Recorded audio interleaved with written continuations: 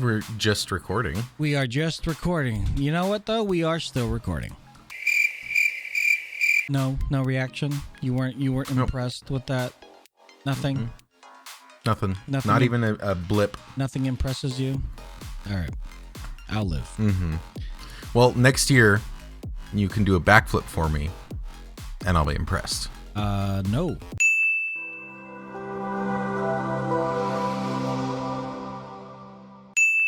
No, I can't do a backflip. Hey, you can choose your venue. You can choose your venue. It could be like solid ground. It could be on a trampoline. It could be into water. Like, I'm giving you options. I don't know if I can do a backflip on a trampoline. Last time I tried that, bad things occurred. So, ouch. And now that I'm older, because last time that was like when Estrella was maybe 2, so that was about 6 years ago. I think the realistic thing is that you need a spotter. You need like a coach to be able to like walk you through and like get you better and have the little mat to throw underneath you and like to help you spin and stuff and be like, yeah, that's the proper movement, that kind of thing. Like if you did it by yourself, I mean, I'd probably end up the same way of just like bam on my head, and then you hear all this cracking and it's not great. Yeah, then you'd be on the Fail Army YouTube channel. It'd be great. You know, I'm good. You'll be great. I'm good. Like, oh, I know that guy. I used to work with him. He used to be good. Now he's, used to it. Now he's like, woo, because of the thing on the head and the bonking. Yeah. But no, yesterday you shared a video because you went to the closing day ceremonies over at the hill. I'll call it the hill, but it's more than a hill. It is a huge mountain. It is not Bountiful. What was it? Brighton? Brighton. I knew it started with the B. Well, it's Brighton, but in Utah we don't pronounce our T's, so it's Brighton. All right, so you're at Brighton, and yeah, you had some fireworks going off. A lot of people. There was one lady that was dressed up as a penguin. That was pretty hilarious. Oh, there was all sorts of outfits, dude. There was penguins, Gumby, dragons, fairies, wizards, like just about everything under the sun. There was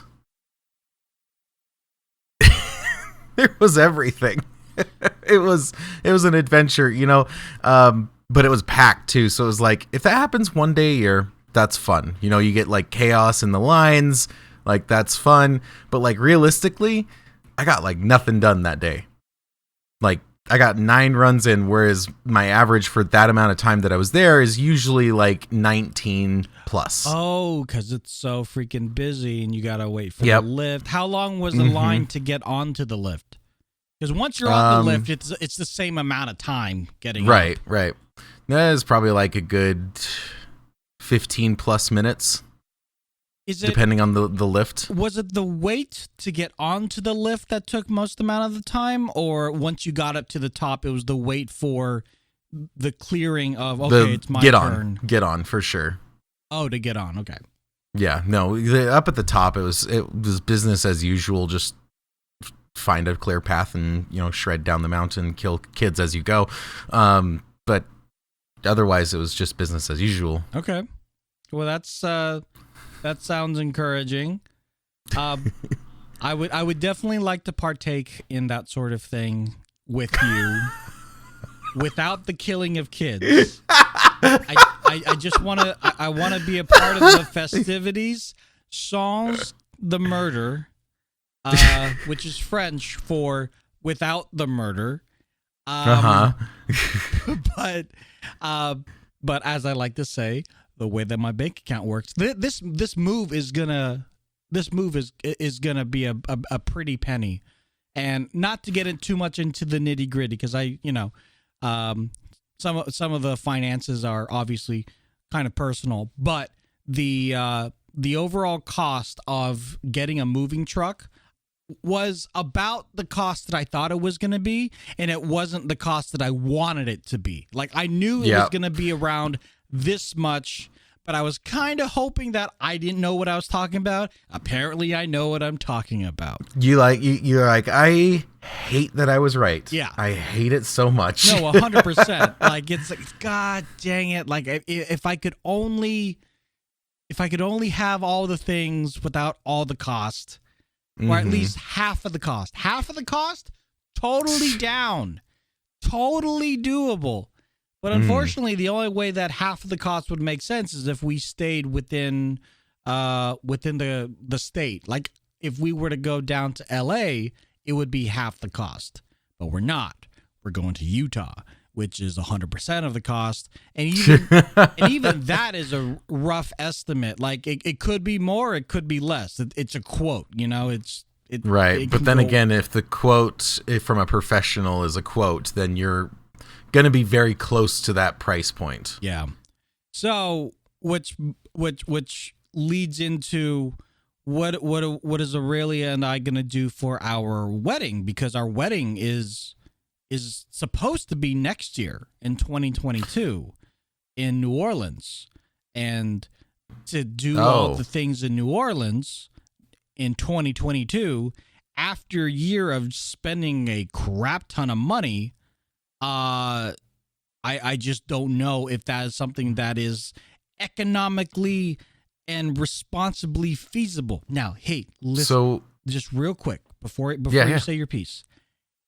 Everybody, I'm not saying do it, but make Dogecoin go really, really high, and then I can justify all the things. It'd be very good for all of us. That's all I'll say. It needs to just catch up with Bitcoin, right? In the next year. In the next year, it'll just jump totally thousands, if not tens of thousands of percent. We just need every single one of the guys from Shark Tank to just tweet out yeah, I'm with Elon, go Doge. And then I was like, oh my God, everybody buy Doge. And then Doge goes from 30 cents to $300,000 per coin. And I'll just be very, very happy. Yeah, no, I would love that as well. But honestly, what are your thoughts on not doing a destination wedding? Oh, we've talked about this. At this point, I feel like it's not so much a destination wedding because it is for us because we don't live there, but it's not for but it's also for the majority of the family. It's not because they live there. So it's evidently it's easier for them because they're gonna wake up all right, let's go. But for us, it's this whole rigmarole. Right. And yes, it's our wedding, so really, for the people that we invite, they should just be glad to be invited. But we do have a lot of aspirations, and I know you and I have talked about this. I don't know if we've ever talked about it on air, but we've talked about the pros and cons of a destination wedding versus a much more smaller, gathering that our mutual friends have done. And you said that you enjoyed the smaller gathering.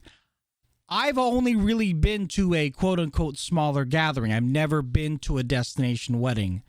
And I realized with the additional stresses that is put upon because that it is a destination wedding, I realized that it could be more stress than more enjoyable. But there is one thing that I don't know if you had at your wedding, because I know you said that you were kind of stressed out at yours. Did you have a wedding planner? Someone to do all the back end stuff that you were stressed about, but you no longer needed to be stressed about. You just relied on them and you enjoyed the moment that you were spending with your wife? I think so. That sounds right. Okay, so you did have a wedding planner and you were still stressed. I'd say less stress and more dollar bills. We had someone, I think it was my mother-in-law actually, but we had someone that was taking care of everything, and that was really nice. But also I know that the wedding wasn't exactly cheap. No. And that was just the reception. So it was expensive. Yeah, no, I can definitely see that. Yeah, no, I get it. You were in the midst of being surrounded by friends and family, But unfortunately, all you could see was like moths coming out of your pockets and your wallet to a degree. Right. So I don't know. Like we still have a lot to talk about with regards to the destination wedding. We still have we still have a house to look for, because we've definitely narrowed down the specific area in which where we want to live. But yeah, we haven't pinpointed a house because we're not moving until August. And so getting a house now, it wouldn't make sense. Well, you could also start looking, see if you can find someone who's not renewing their lease in that long. Wouldn't be unheard of. How would we find that out? It's a great question. Okay.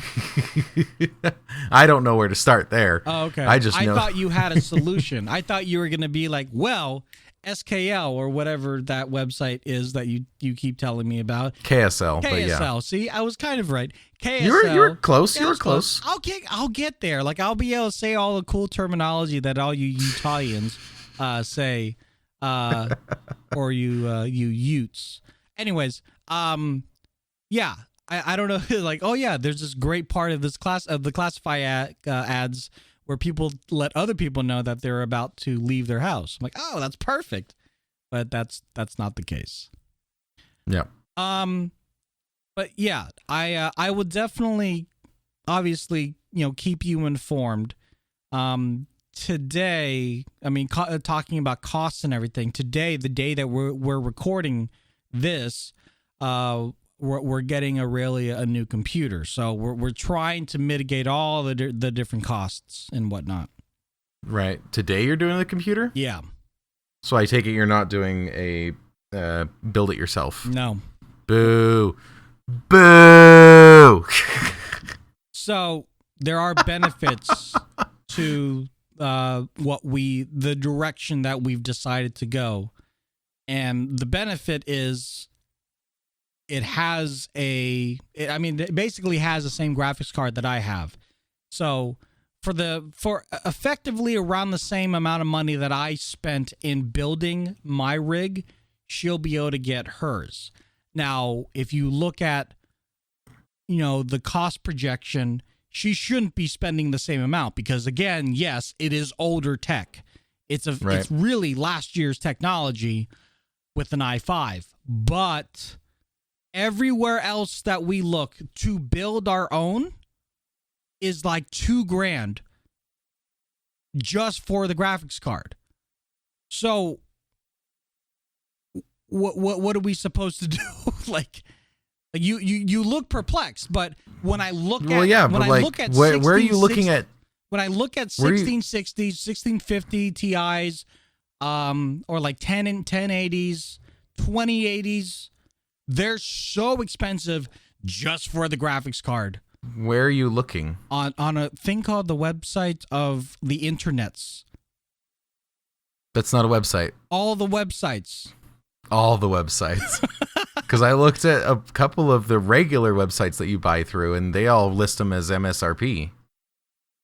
No, they're wrong. They're out of stock. They might be listing them, but they are not in stock at that price. Oh, no, they're not in stock. You just got to, get on it when you, Oh, of course. Quinnton, this is the gamble. All right? Okay, so what you're referring to is responsible buying and basically waiting and hoping, just like it is with the Series X or the PlayStation 5. You're just hoping that you're going to be able to get it for MSRP. You put your name on the wait list, and you just wait for the notification saying, hey, it's in stock, get it now. That is something that we are doing. But with regard to, she needs this computer now for some of the projects, but she doesn't need, the highest grade graphics card or anything of that nature. So as a stepping stone, we got her effectively the same power in the rig that I have for her new one. All right. Could she share her son's computer for a time? Are you kidding? You want to share a computer with a 14-year-old? Hey, she's got work, he's got play. Like, care. they're not at the same time. Nope, he doesn't care. It is exactly at the same time. Oh, really? Yeah. Okay. Yeah, when she comes home from work, she's going to use her home work computer, and he's also home using his homework / gaming computer. Okay, never mind. I was thinking, like, she'd need it 9 to 5, and he'd need it 5 to 9. No. Unfortunately, that's not the case. Plus, he's at home. He's at school Monday, Tuesday, but he's also at home Wednesday, Thursday, Friday. So he would need it during the day, anyways. On those days, she's getting a new computer. She's very, very excited. It's not the way I would want it to go. All right, I'll be the first to admit.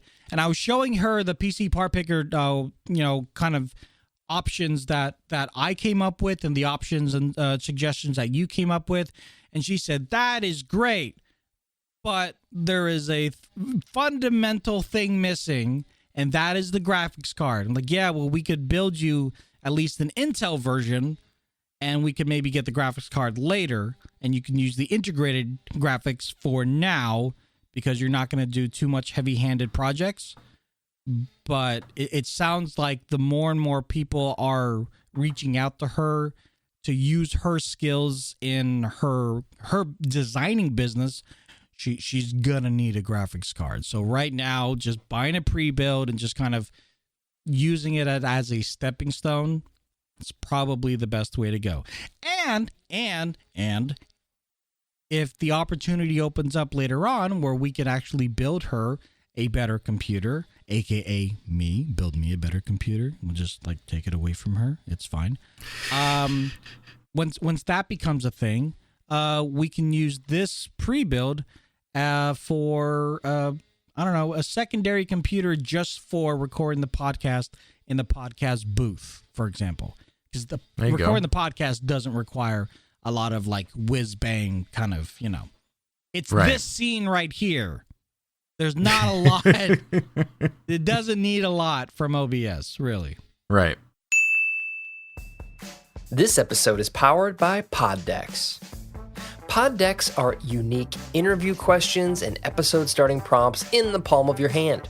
So whether you're a new podcaster or existing broadcaster looking to grow your audience and have more meaningful conversations, you're going to want to check out Pod Decks.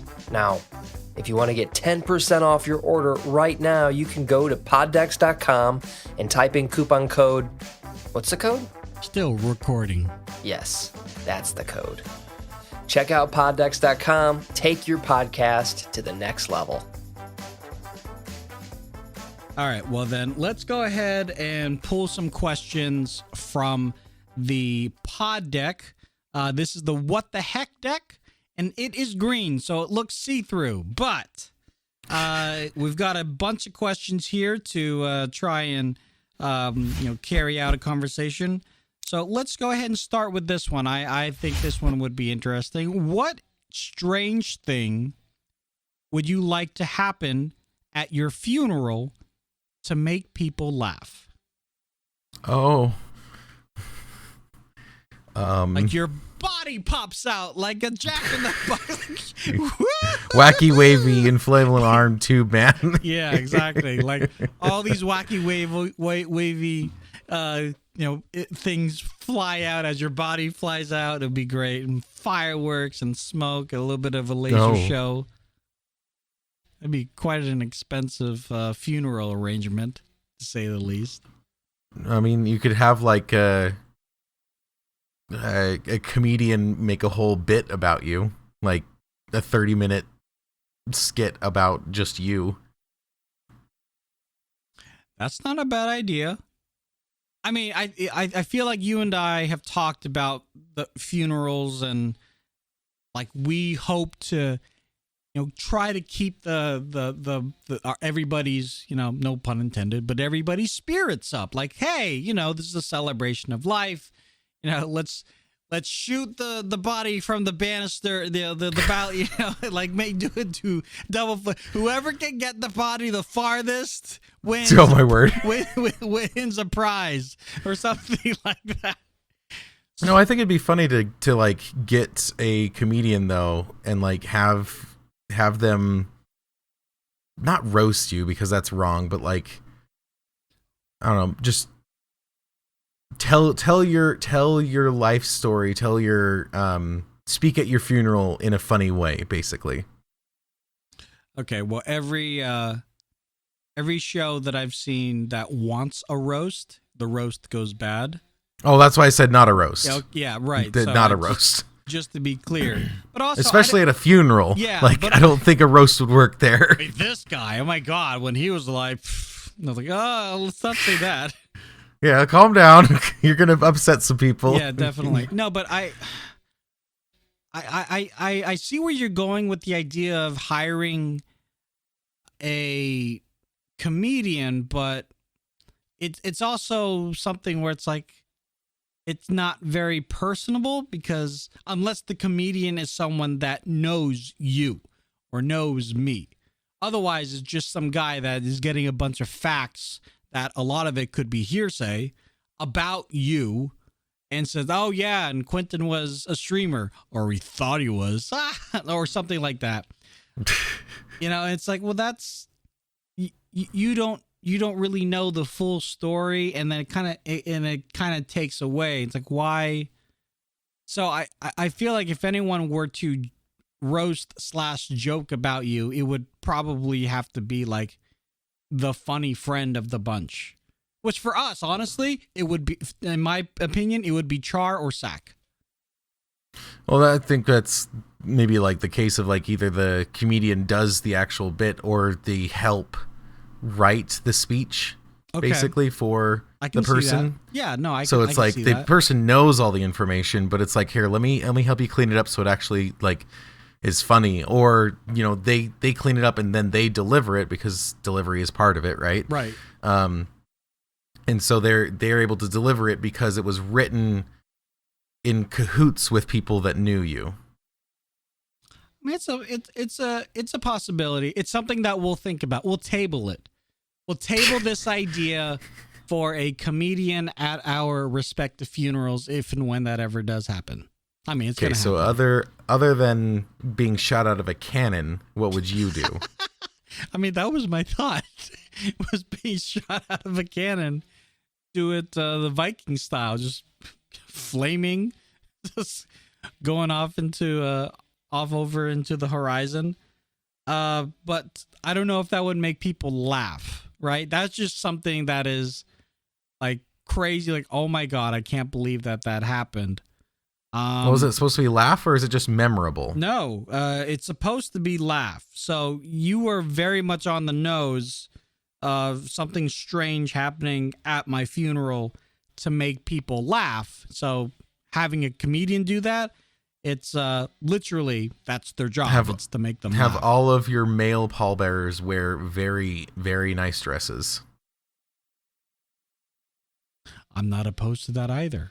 Yeah, I just when it comes to the funeral and the funeral arrangements, the only other thing I can think of would have something to do with the floral arrangement. Like if the floral arrangement could say, like, there'd be a word in the arrangement or like a phrase or something. It just says, damn it. Damn it. Or like something funny to happen during the, because you know how some people will have in their last rites, there's like a video will that they play. So something funny to happen in that video will, that'd be kind of cool. Like we could splice in like I was pretending to be Back to the Future kind of thing. So splice in a clone of me into the video. I'm like, Tony, don't go to the Walmart. Something terrible is gonna happen. Just sit there and make thousands of videos of just like all the things that could possibly go wrong. Don't go to the Walmart. Right, don't get old. Don't do this. Don't do that. Don't go driving today. Like that kind of thing. So and then whatever the actual outcome is, No, that I think the amount of work and the amount of effort that would go into would be appreciated, but if it's done tastefully, I think it would make people laugh. There you go.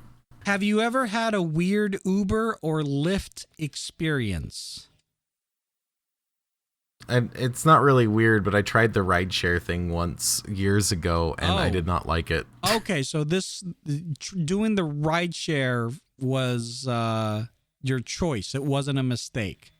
You expected to see other people that you were not friends with to be in the vehicle.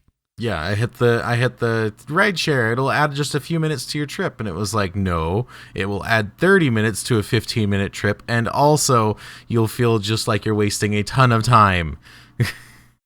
Now, and by the way, you're saving like $3 or $4. Oh my god, yeah, definitely not worth it. Yeah, no, because on paper it was like add like 5 minutes to the trip, save like $4 or $5 on a $15 trip, and I was like, sure, that's not bad. Yeah. And it ended up being like 50. It was seriously like a half hour, and I was like, were you able to get a credit back or a refund or anything? Why would I have gotten a refund? Well, because the expectation was not met. The expectation was additional 15 minutes, not double that. If it was double that, nobody in their right mind would have signed up for that. If you knew that was going to happen.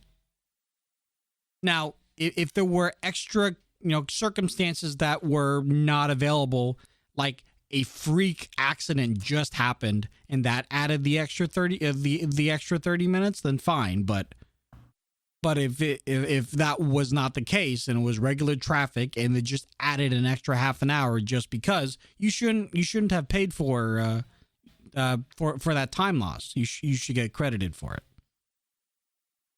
Well, I didn't. Okay. This was years ago. I was going to buy my first pair of jeans. I got them, and I'll tell you what, when I went back to the hotel, I definitely did not choose the option of rideshare. I was like, nope. Yeah. Wait, so you were on a vacation, and that's when I was on a work trip. You were on a work trip, and that's when you bought your first pair of jeans? Yep. Now, because I got there and they're like, oh, BT Dubs, we need you in jeans, and there's no other option. You have to wear jeans. Because at the time, I wore black pants. Okay. Had you worn jeans previous to this ever? Not for the last, decade. Okay. At minimum.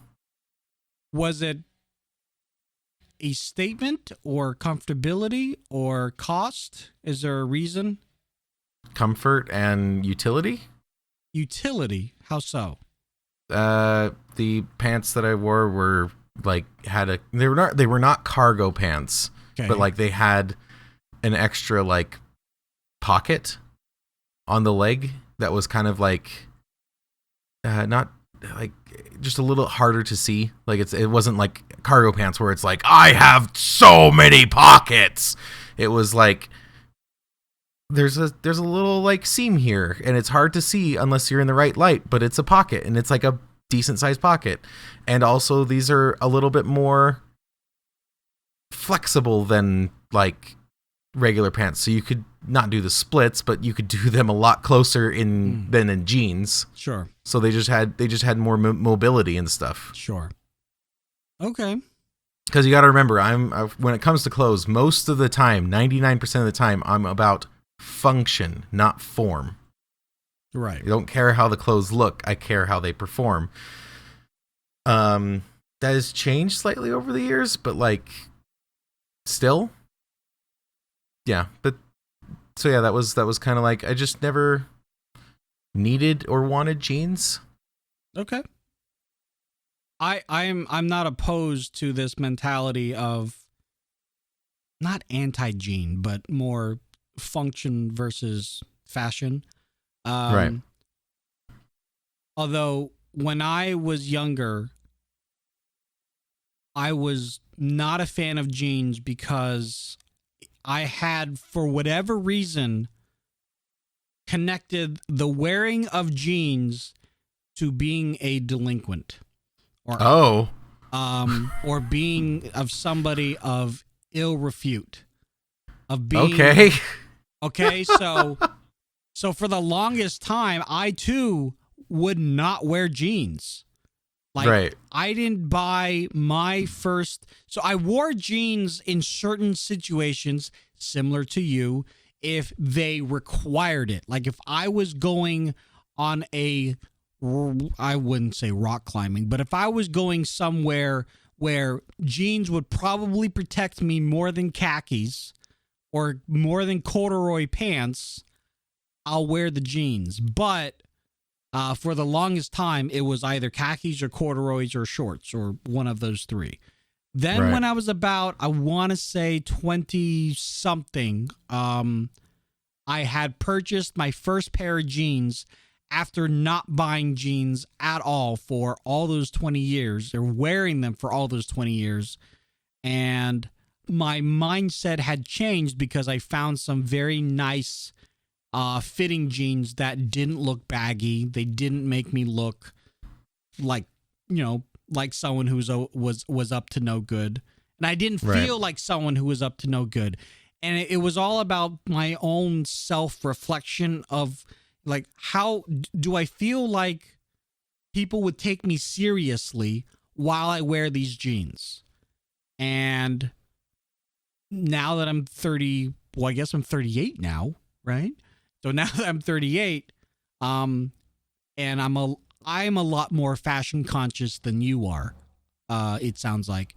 But the world has also has changed, in that they have a lot more styles of jeans. It's just, not just like skinny and baggy. There's a lot more in between. And I've actually found some retailers online that do some really nice custom jeans that I've been able to procure. So there you go. I see where you're at with buying jeans so late in your life, but I have seen you in jeans, the black jeans, black denim. You look good, man. Oh, here's one. I think this would be a really good one for you because you're very creative when it comes to these sorts of questions. If you were a villain or a criminal mastermind, what would your calling card be? Like my signature or my leave behind? Yeah, like a used condom. Oh my God.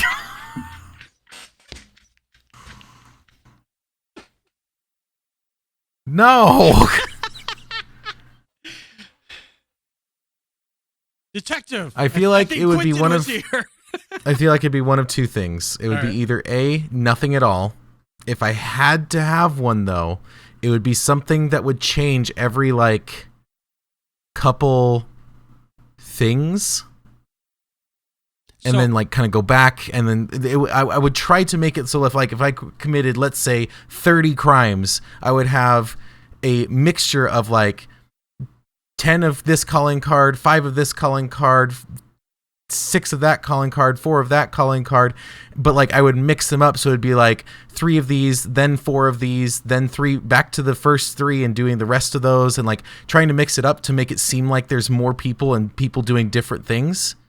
Yeah. To take they feel oh, we've got a major crime problem, we've got all these different people doing different things, we need to figure this out, when actually it's all me. So again, my mentality of a calling card comes from TV cop dramas and that sort of thing, NCIS, Criminal Minds, CSI, what have you. And one thing that they all have in common is that the criminal mastermind is a sociopath and a psychopath and a narcissist. Right. And so to a degree, although you'll have maybe 3 to 5 different, kinds of calling cards, there will still be an underlining thing connecting all of them. So if they do have somebody smart in the police department or in the FBI, whatever, they'll still be able to connect it back to you. If I'm a criminal mastermind, I'm going to make sure that because you want the notoriety. You don't want to be unknown. If you want it to be unknown, you wouldn't leave a calling card, period.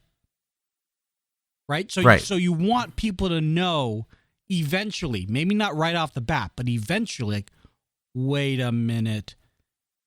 This individual from this thing that he dropped is an Xbox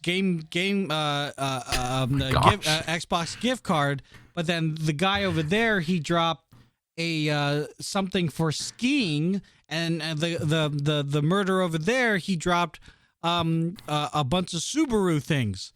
Oh my word! Who has all of those connected? I mean, that's still a lot of people. Let's be honest. There's still a lot of people that right. play Xbox, own a Subaru, and go skiing, especially in Utah. That's a right. lot of people. But only one matched the description that we saw and heard from the witness. Oh my word! And that was Quinnton McKinnon. Dun dun dun. Yeah, see, have you ever read the website If I Were a Criminal Mastermind? No, I didn't even know that's a website. Is that the website? Oh my gosh, it's so. If I Were a Criminalmastermind.com? I don't know if it's if that's the exact link. Let's see. If I don't even know if it still exists. It is If I Were an Evil Overlord. Oh, okay. So a tyrant? A dictator? No, it's the 100 rules, the top 100 rules, and there's a lot more of becoming an evil mastermind. I'll just read you like the first 3. Yes. My legions of terror will wear helmets with clear plexiglass visors, not face concealing ones. My ventilation ducts will be too small to crawl through. My noble half brother, whose throne I usurped, will be killed, not kept anonymously imprisoned in a forgotten cell in my dungeon. Well, yeah, if you keep your half brother in your cell, he's gonna rise up eventually. You don't want to have what is it? You want to get rid of all your loose ends? Yeah. Yeah. You don't want to have anything of the old regime possibly coming back to haunt you. That's just irresponsible, Quinnton. This is amazing. Just all when I've captured my adversary and he says, "Look, before you kill me, will you at least tell me what this is all about?" I'll say no and shoot him. No, on second thought, I'll shoot him and then say no. Like if we've learned anything from TV shows, the monologue doesn't matter. I will not include a self-destruct mechanism unless absolutely necessary. If it is necessary, it will not be a large red button labeled "Danger, do not push." The red button marked "Do not push" will instead trigger a spray of bullets on anyone stupid enough to disregard it. Similarly, the on-off switch will not clearly be labeled as such. I will dress in bright and cheery colors as to throw my enemies into confusion. No, this list is just amazing. Just has so many little things of just like, you think about these things that are in movies. It's like, oh, where's the one? There's like one that's like, if my soldiers go out into the wilderness and get killed, or don't check back in, I will not send another squad. I will just break out the flamethrowers and burn down the forest. Holy crap. If my trusted lieutenant tells me my legions of terror are losing a battle, I will believe him. After all, he's my trusted lieutenant. No, it's a fantastic list of... That's phenomenal. Yeah. So I would follow something like this where it's like, not making the mistakes and tropes that you find in movies that cause the undoing of the evil mastermind. Well, that kind of goes back to the whole idea of, is there such thing as the perfect crime? Right? Right. Because we all watch these shows to a certain degree, or we've seen the tropes, we've heard them all. And so being responsible humans, we're like, all right, well, I'll just not do that. So could you just not do certain things enough and still be able to commit a crime and it doesn't come back to you? Is it that possible? I'm not saying go do it. I want to say irrefutably on this channel and on this podcast, do not go commit a crime. But if you had to, would it be possible to do it, hypothetically, would there be a way for you to completely and utterly get away with it? I don't know. I gotta read you this one more. If I learn the whereabouts of the one artifact which can destroy me, I will not send out all my troops to seize it. Instead, I will send them out to seize something else and quietly put a want ad in the local paper. Oh my word! Hey, if you see the staff of Geldron, I'll be willing to buy it off your hands. No big deal. I'll pay whatever price that I'm just willing Whatever. to, I'm just a collector. I think I of saw it beautiful in a things. movie once. I just really like it a lot. But yeah. But everybody else go get the goblet of fire. What does that have to do with you? Yes. Yes. What is your favorite microwavable food?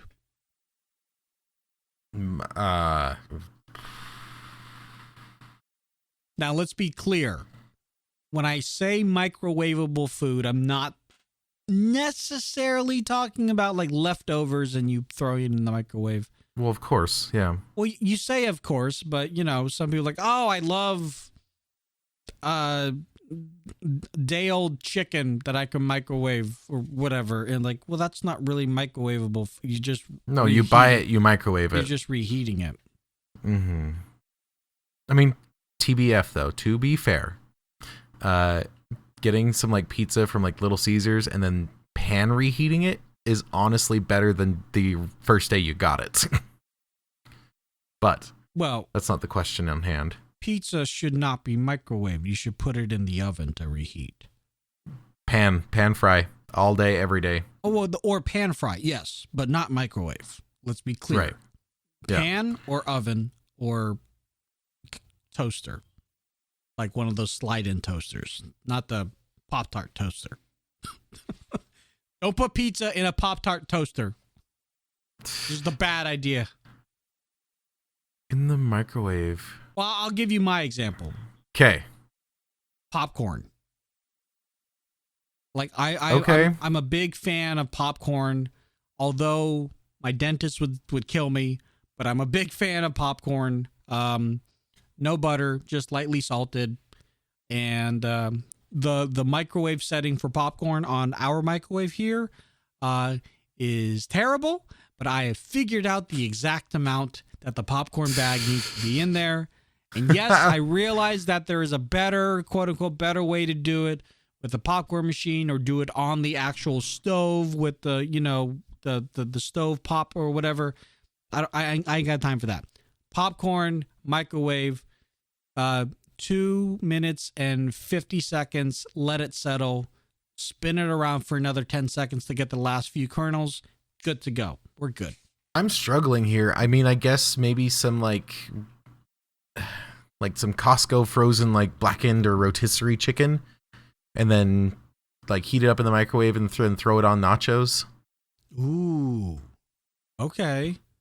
But I wasn't there with you. Then you said nachos. I'm like, oh, okay. Either that or throw it in like a breakfast bowl with some eggs and hash browns. Mix it all together. That's not a bad idea. Put some crispy cheese on the top. Now, are there any like? But then again, like, go ahead. Well, I was just gonna say, are there any like microwavable foods like not that you would make a meal in the microwave? The meal is already made; it's frozen, and you're basically unfreezing it, utilizing the microwave. Is there any meal of that you are like, oh, that's my go-to? Case in point. Hot Pocket. Hot Pockets are terrible, but they're also wonderful. I'll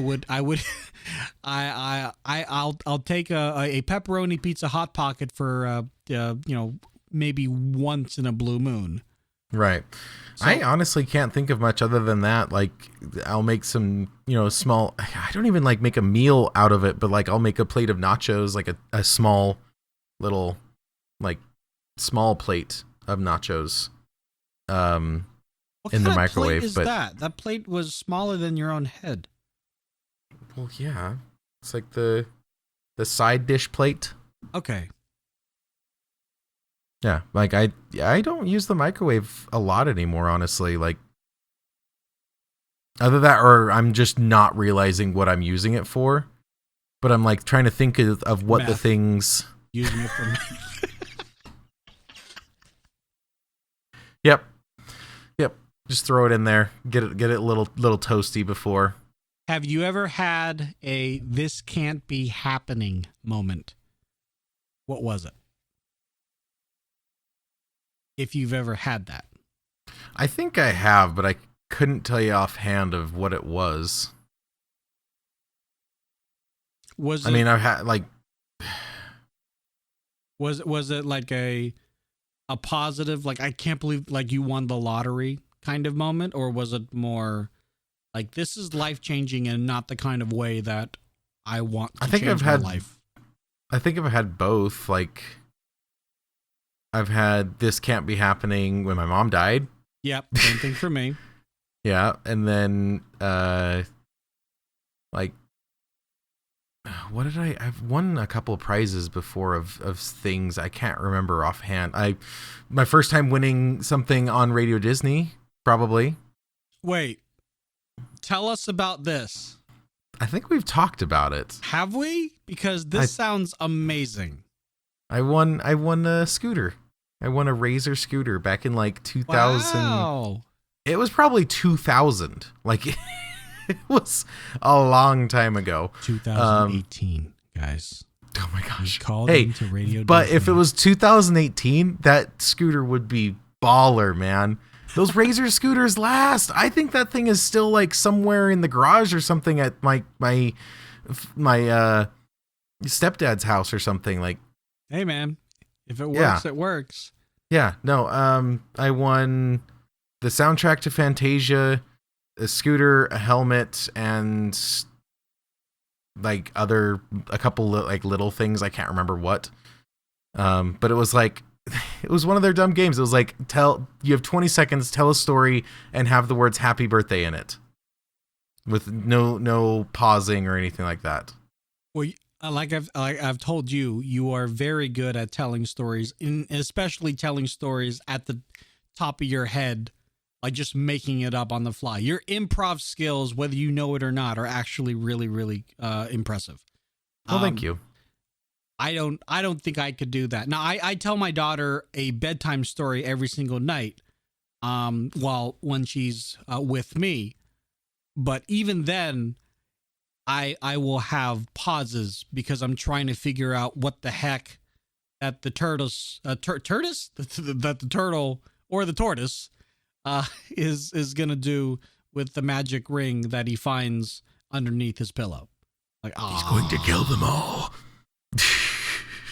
I've gone dark a little bit sometimes. It's made it go, what? But then it's like, yeah, but it's okay. But yeah. So that's pretty cool though, man. Like you won that. So was that a national? No, the Radio Disney, was that like was that a national phone call, that a phone number that you would call? Like everybody in the United States that was listening to that show had the ability to win it, or was it more of a Utah Radio Disney? As far as I know, it was national, because Radio Disney's at the time, I think was recorded in Disneyland. Oh, okay. Yeah. Cool. Yeah. Well, good for you. I've always wanted to win something on a national show or be invited to like Double Dare or things like that. Like, oh, I'm never in Orlando, or I'm never in LA. No, I thought it was really funny. I won, and then I went upstairs and I was like, "Mom, I won." And she's like, "No, you didn't." And I'm like, "No, but really, like, I actually won." And she's like, "Really?" And I like handed her, I had to like have her pick up the phone upstairs because it was all landlines, right? And so I had to run back downstairs to make sure she had the line and then I could hang up. But like, she was like, "Oh, you really did?" Okay. I remember it also took forever for them to ship it. Oh, I thought you meant like the legal mumbo jumbo that your mother had to verbally sign. I think she had they had to send something to the house for them to sign to get. Yeah, I remember it taking forever. Now, mind you, I was a kid, so who knows? Maybe it was like 4 days, and I was just like, this is the longest So period of my long. life ever. I'm gonna die before I get this thing. Now, did you actually ride the scooter? You're like, yes. Oh my gosh, I like ran that thing into the dirt. It served me and then served my brother and sister and then my other brother. Like, Now, was this a Razor brand scooter or Yeah. it was a Razor like? Oh no, it was Razor brand. Was it Yeah. all Radio Disney'd out? no, just Oh, okay. just that like standard silver scooter, and I rode that thing so much. What color were the handlebars? That's a big Black. question. Ooh, The grip, rubber grip things, right? Yep. Yeah, black. They're both, I think, gone at this point. Last time I saw the thing, the black grips were gone. Did you get a wheelie bar as well? A wheelie bar? I don't think so. I think it was just your standard issue, like just it has a brake. All right. No, but seriously, that's pretty cool. I feel like of like calling into a show.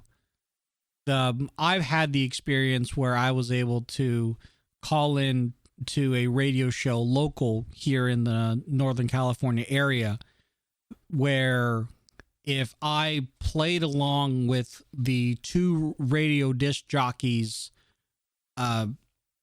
game show that they had, if I won, I would get free tickets to this comedy club in San Francisco. And somehow I won. I don't know how. I think I was supposed to have lost, but they said, "Oh, Tony, you won." I'm like, "I did?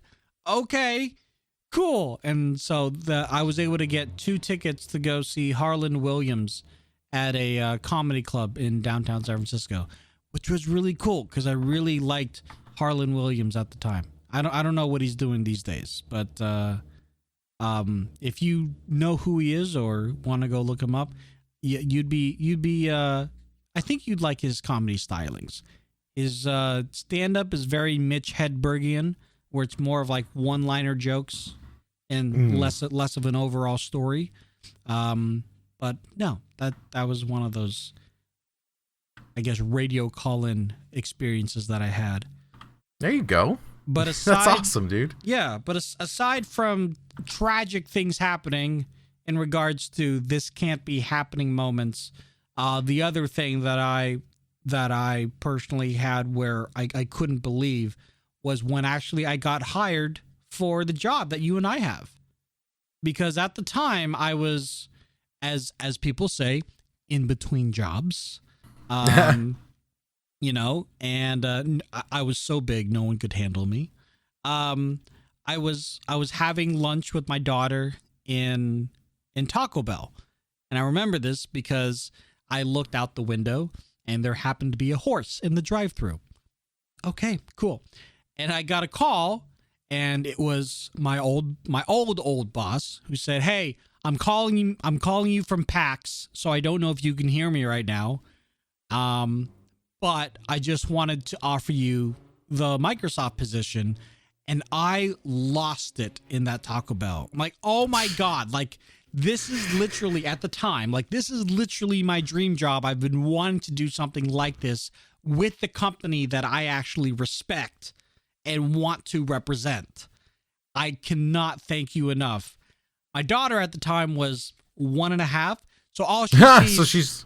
Yeah, that's pretty much what she's like. What is going on? Like, I'm so happy. And the manager at the Taco Bell also was kind of dumbfounded. And I had told him what happened. He's like, "Wait, so you're gonna work for Microsoft?" I'm like, "Yeah, dude, I'm so happy." And he goes, "Well, how do I do that?" I'm like, You don't. I Bye. just got it.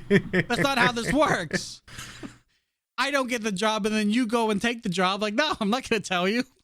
All right, folks, thank you so much for watching and or listening to this podcast episode. If you want to find us, you can check us out on Instagram, and we also have a YouTube channel. And also in the description down below here on YouTube, we have a Discord link, so you can join the conversation over there.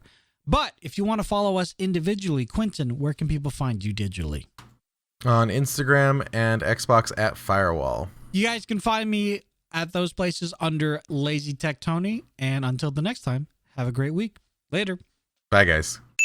Heart